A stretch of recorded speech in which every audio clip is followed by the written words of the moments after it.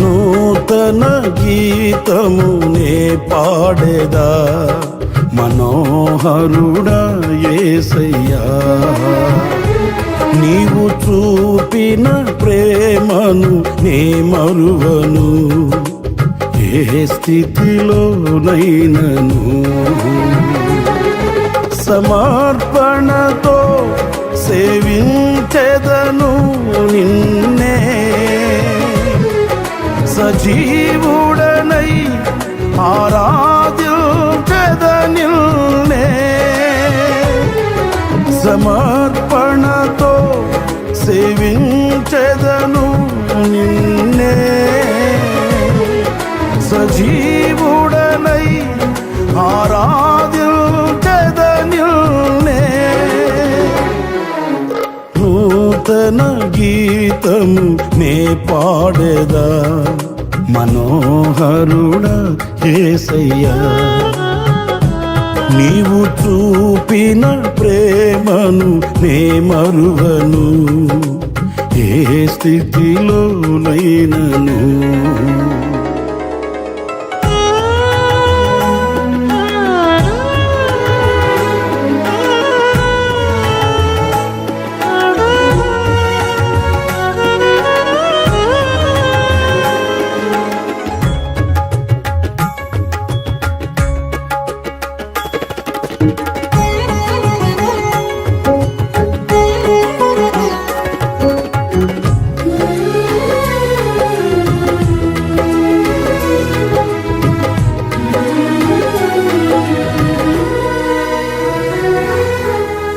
కొలువు చేసి ప్రేమించినావు,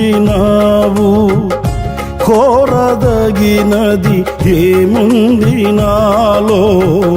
స్వార్థమెరుగని సాత్వికుడా, నీకు సాటెవ్వరు.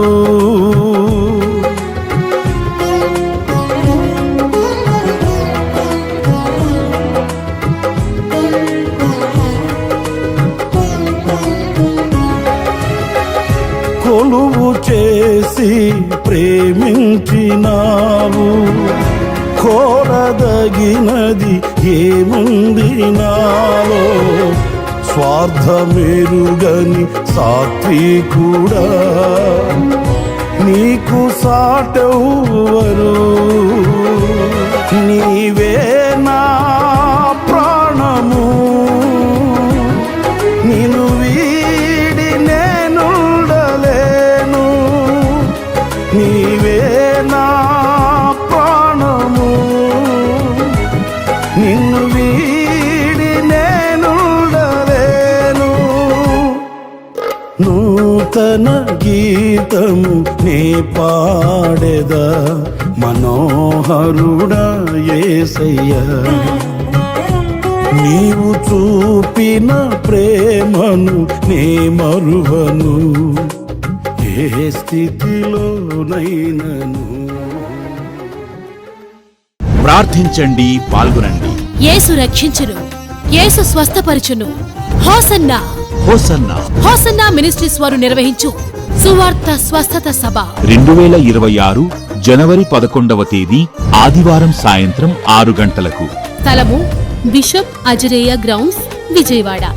ఈ సువార్త స్వస్థత సభ యందు హోసన్నా మినిస్ట్రీస్ వాక్యోపదేశకులు దైవజనులు పాస్టర్ రమేష్ గారు వాక్య పరిచర్య చేసి కుటుంబ ఆశీర్వాదము కొరకు ప్రత్యేక ప్రార్థనలు చేయుదురు.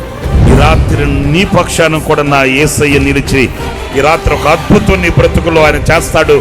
నీవు ఇక్కడి నుంచి వెళ్ళేటప్పుడు ఆశీర్వాదకరంగా ఆనంద గానాలతో నీ నెత్తి మీద నిత్యానందాన్ని చేతబట్టుకొని నెత్తి మీద పెట్టుకొని ఆనందంతో నీవు తిరిగి వెళ్ళుదువు గాక. శక్తివంతమైన ఆరాధన, మేలుకొలుపు కలుగు సందేశముల కొరకు తరలిరండి. అందరూ ఆహ్వానితులే. మరిన్ని వివరాలకు సంప్రదించండి. హోసన్న మందిర్, యనమల కుదురు, విజయవాడ.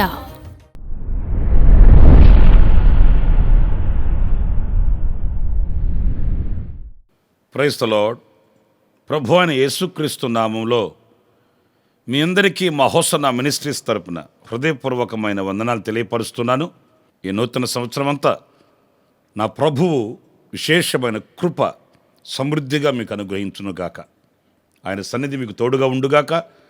దివ్యమైన దీవెనలు నా దేవుడు సమృద్ధిగా మీకు అనుగ్రహించునుగాక. ప్రియులారా, పరిశుద్ధ గ్రంథంలో మన చక్కటి మాట, యెషయా గ్రంథం 43వ అధ్యాయం 19వ వాక్యాన్ని మనం చాలాసార్లు చదువుకుంటుంటాము. ఈ సంవత్సర ప్రారంభాన ఈ వాక్యం మరొకసారి కొంతసేపు మనం ధ్యానం చేద్దాం. ఇందులో నేనొక నూతన క్రియ చేయుచున్నాను, ఇప్పుడే అది మొలుచును. ప్రియ దేవుని బిడ్డలారా, చూడండి, మన దేవుడు నూతనమైన కార్యాలు చేయువాడు. ఆయనకి ప్రతిదినము కూడా ఒక క్రొత్తదనమే అని చెప్పుకోవాలి. సృష్టించగలిగిన వాడు, దీవించగలిగిన దేవుడు, మేలు చేయగలిగిన దేవుడు, స్వస్థపరచగలిగిన దేవుడు, అంతేకాదు నడిపించుటకు శక్తి కలిగిన సమర్థుడైన దేవుడు మనం ఆరాధించే మన ప్రభువు. ఆయన సంవత్సరాలు గడుచుచూ ఉండగా, దినములు దొర్లుతూ ఉండగా ఆయన నూతనమైన కార్యములు చేయువాడు.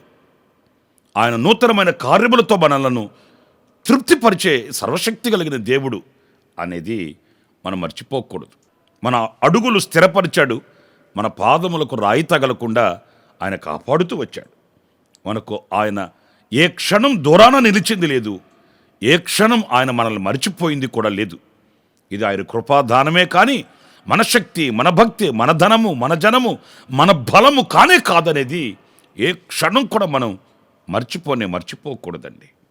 ప్రియ సహోదరులారా, ఆయన నూతనమైన కార్యం చేస్తాడట. అంటే సంవత్సరములు గడుచుచుండగా ఆయన కార్యాలు కూడా ఆయన నూతనపరిచే దేవుడండి. అంటే ఆ నూతనమైన కార్యాలు ఎలా ఉంటాయి చూడండి. పరిశుద్ధ గ్రంథంలో యెహెజ్కేలు గ్రంథం 36వ అధ్యాయం 11వ వాక్యంలో మనం గమనించినప్పుడు అక్కడ మునుపటి కంటే అధికమైన మేలు మీకు కలుగు చేసేదను. పిల్లలు చూడండి, ఇక్కడ మునుపటి కంటే ఒక క్రొత్త కార్యం ఏంటంటే, మునుపటి కంటే ఇంకా అధికమైన మేలు. గతంలో చేశాను అని కాదు, గతంలో చేశాను జ్ఞాపకం పెట్టుకోండి అని మాత్రమే కాదు, ఇంకా కూడా క్రొత్తవి నేను చేస్తాను, క్రొత్తగా నేను చేస్తాను, అధికంగా నేను చేస్తాను. ప్రియ దేవుని బిడ్డలారా, గమనించండి. మరి ఈరోజు ఎంత సంతోషంగా మనం ఆయనను ఆరాధించాలి, మహిమపరచాలి అని అంటే, మునుపటి వాటిని జ్ఞాపకం చేసుకోవడం మాత్రమే కాదు, ఇంకా ముందు కూడా ఎన్నో గొప్ప కార్యాలు ఆయన చేయబోతున్నాడు. అవును, ఎందుకు గొప్ప కార్యాలు ఇంకా అధికంగా చేస్తాడంటే, మన ఎడల ఆయనకున్న తలంపులు, మన ఎడల ఆయనకున్న ఉద్దేశాలు అంత అధికంగా ఉన్నాయండి. మన మనసు చిన్నది, మన ఆలోచనలు తక్కువగా ఆలోచిస్తాం. ఒక చిన్న ఇల్లు ఇస్తే బాగుంటుంది, ఒక చిన్న బైక్ కొనిపెడితే బాగుంటుంది, ఒక చిన్న ఉద్యోగం ఇస్తే బాగుంటుంది, ఇలా కోరుకుంటాము. కానీ దేవుని సంకల్పం అలా కాదు, దేవుని ఉద్దేశం అలా కాదు. మన ఎడల ఆయనకి ఎన్ని తలంపులు ఉన్నాయో, ఎన్ని ఉద్దేశాలు ఉన్నాయో అవన్నీ కూడా తగు కాలమందు ఆయన నెరవేర్చు దేవుడండి. ఆయన వాటిని సంపూర్తి చేయు దేవుడండి. ఏనాడు కూడా మనల్ని తులసివేసేవాడు కాదు. మన ఎడల ఆయన చిన్న చూపు కలిగిన వాడు కాదు, ఆయన తక్కువ ఉద్దేశాలు కలిగిన వాడు కానే కాదండి. అందుకే కీర్తనాకారుడు అన్నాడు, నా ఎడల నీకున్న తలంపులు బహువిస్తారములై ఉన్నాయి, వాటిని నేను ఏమని చెప్పగలను. నిజమే, రాబోయే దినాలలో ఆయన మనకు ఎన్ని కార్యాలు చేయబోతున్నాడో, ఎన్ని గొప్ప కార్యాలు చేయబోతున్నాడో, ఎన్ని ఉపకారాలతో మనల్ని తృప్తిపరచబోతున్నాడో, ఎన్ని అధికమైన మేలులు ఆయన మనకు చేయబోతున్నాడో. మునుపటి కంటే అధికమైన మేలు.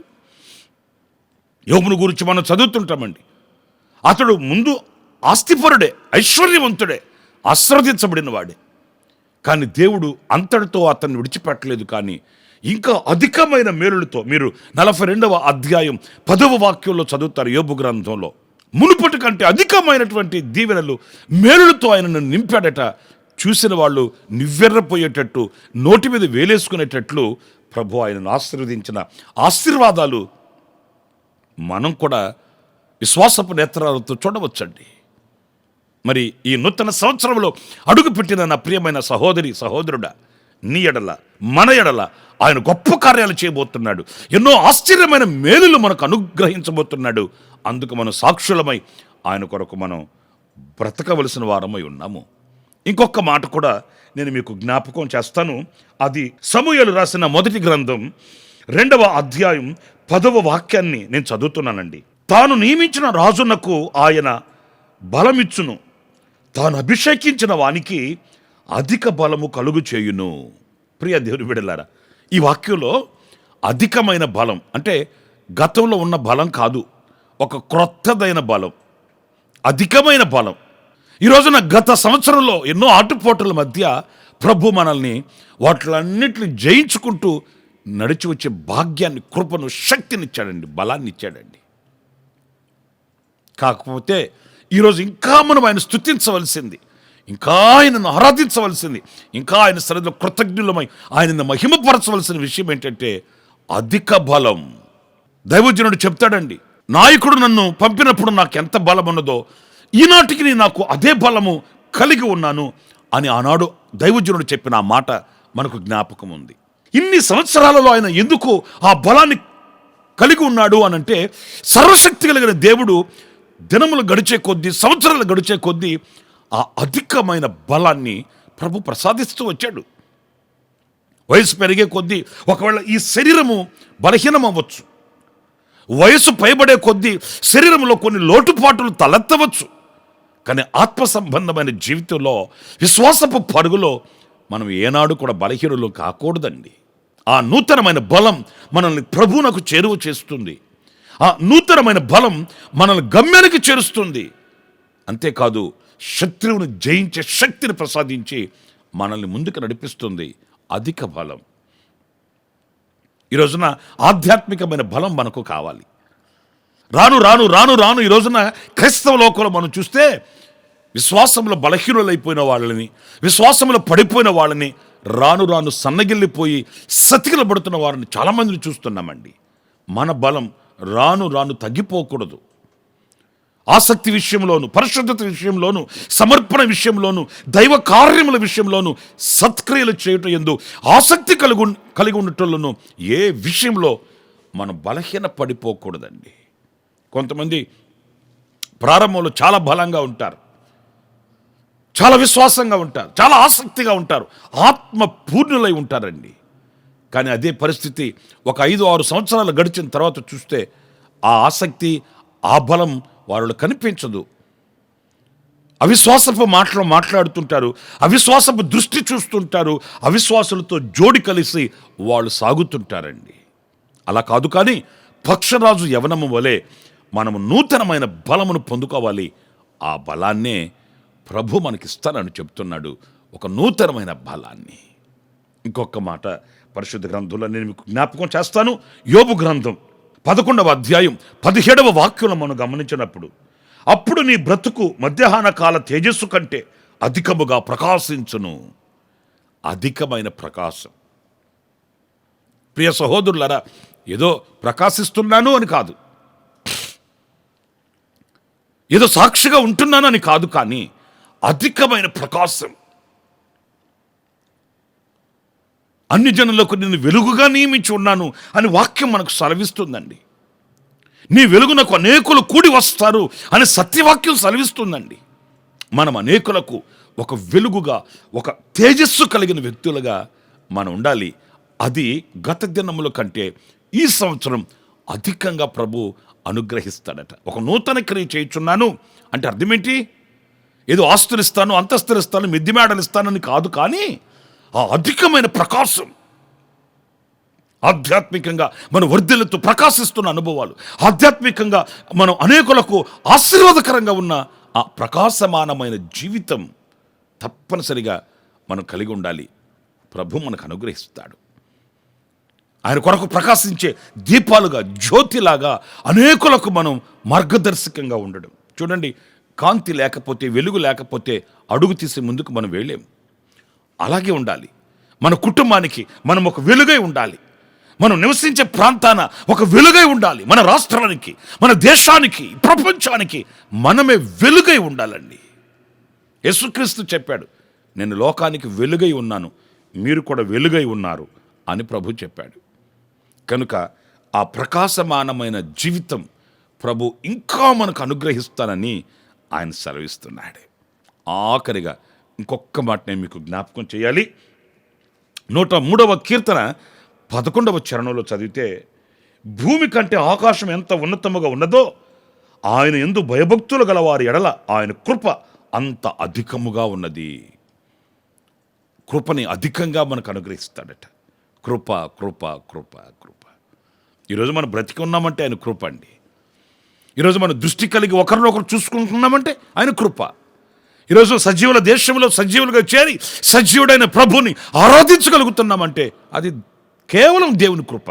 అంతకు మించినది మరొకటి లేనే లేదండి. గత సంవత్సరం అంతా నేను ఇదిగో ఇలా కాపాడబడ్డాను అని అంటే ఆయన కృప మన మీద అంత సమృద్ధిగా ఉన్నది అనడానికి నిదర్శనం. నా ప్రియ సహోదరులారా, ఈ సంవత్సరంలో కూడా గతించిన సంవత్సరం కంటే అధికమైన కృప ఆయన మనకు అనుగ్రహిస్తానని సెలవిస్తున్నాడు. ఆయన కృపచేత నింపబడుదాం. ఆయన కృపను పొందుకుందాము.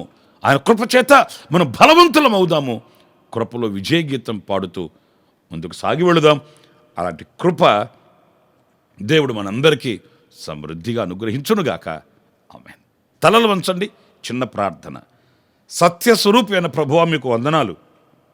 గతించిన కాలమంతయు, గతించిన సంవత్సరమంతయు మీ ఆరోగ్యకరమైన రెక్కల నెడలో దాచి కాచి పెంచి ఇదిగో ఈ నూతన సంవత్సరంలో మమ్మల్ని నిలబెట్టినందుకు మీకు స్తోత్రాలు చెల్లిస్తున్నాను. నాయనా, ఈ సంవత్సరం అంతా నూతన క్రియలు చేస్తానన్నావు. ఆ క్రియలు ఎలాంటివో మేము ఒక్కొక్కటిగా ధ్యానిస్తూ వచ్చాము. నాయన, అధికమైన మేలు చేసే దేవుడువని, అధికమైనటువంటి బలాన్నిచ్చే దేవుడువని, అధికమైన ప్రకాశాన్ని అనుగ్రహించే దేవుడువని, అధికమైన కృపనిచ్చే దేవుడువని మేము ధ్యానిస్తూ వచ్చాము. అవును, మీరు అన్నీ కూడా నూతనంగా మాకు అనుగ్రహించు దేవుడు గనుక ఈ సంవత్సరం అంతా మీ నూతన కార్యములతో మమ్మల్ని అలంకరించి దీవించి మీ రెక్కల నీడలో దాచి మీ కొరకై సాక్షులుగా మమ్మల్ని ఒక్కొక్కరిని నిలువబెట్టుకొనమని మమ్మల్ని మీ చేతులు సమర్పించుకుంటూ యేసు ప్రశస్త నామములో ప్రార్థన చేసి వేడుకొనుచున్నాను తండ్రి. ఆమేన్, ఆమేన్, ఆమేన్. ప్రభు మిమ్మల్ని ఆశీర్వదించి దీవించునుగాక. ఈ దినమంతా, ఈ సంవత్సరం అంతా విశేషమైన కృప నా దేవుడు సమృద్ధిగా మీకు అనుగ్రహించుగాక. ఆమేన్, ఆమేన్. ప్రతిదినము ఈ అనుదిన కృపాను సందేశముల కొరకు, ఇంకా మరిన్ని ఆత్మ సంబంధమైన సందేశాల కొరకు ఈ మా యూట్యూబ్ ఛానల్ ను సబ్స్క్రైబ్ చేసుకోండి. Pastor Ramesh hosanna ministries.